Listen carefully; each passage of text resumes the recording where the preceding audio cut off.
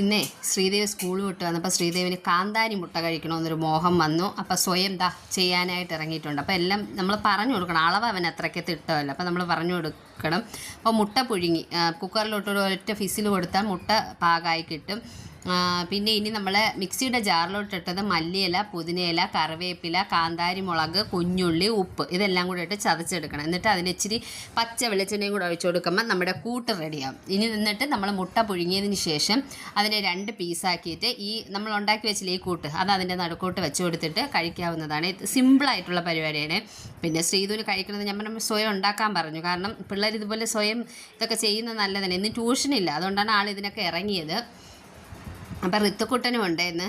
ഋത്തുക്കുട്ടനും ഭയങ്കര ത്രില്ലൊക്കെ നിൽക്കുകയാണ്, കഴിക്കുമെന്ന് അറിഞ്ഞൂടെ, എരിവുള്ളതുകൊണ്ടേ കൊടുത്തു നോക്കാമെന്ന് വിചാരിച്ചു. അപ്പോൾ അത് മുട്ടയൊക്കെ പൊളിച്ചെടുത്തതിന് ശേഷം 2 പീസാക്കാൻ പോവുകയാണ് ശ്രീധു.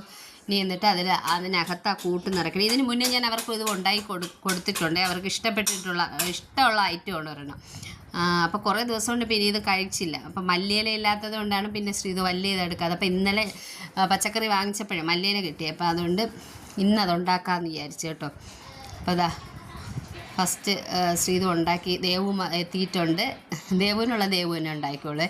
ശ്രീധുവിന് ആദ്യമേ ഇഷ്ടമുള്ള സാധനം ആയതുകൊണ്ട് അവന് ഇഷ്ടപ്പെടും. അവൻ കൂടെ ഉണ്ടാക്കിയോണ്ടേ അവന് ഭയങ്കരമായിട്ട് ഇഷ്ടപ്പെട്ടു കേട്ടോ. അപ്പോൾ ഋത്തുക്കുട്ടനും വന്നിട്ടുണ്ട്. ഇനി അവർക്ക് രണ്ടുപേർക്കുള്ളത് ദേവുവിനുള്ളത് ദേവു തന്നെ ചെയ്തെടുത്ത് ഋത്തുക്കുട്ടന് ശ്രീധു തന്നെ ചെയ്തു കൊടുത്തേ. പക്ഷേ ഋത്തുക്കുട്ടൻ കഴിച്ചില്ല. കാരണം ഋത്തുക്കുട്ടന് എരിവ് മുട്ട ഇഷ്ടമല്ല, അങ്ങനെ ഒരുപാട് കാരണങ്ങൾ പറഞ്ഞ് അവൻ കഴിച്ചില്ല. ദേവു കഴിച്ചു, പകുതി കഴിച്ചേ, മൊത്തം കഴിച്ചില്ല, പകുതി കഴിച്ചു.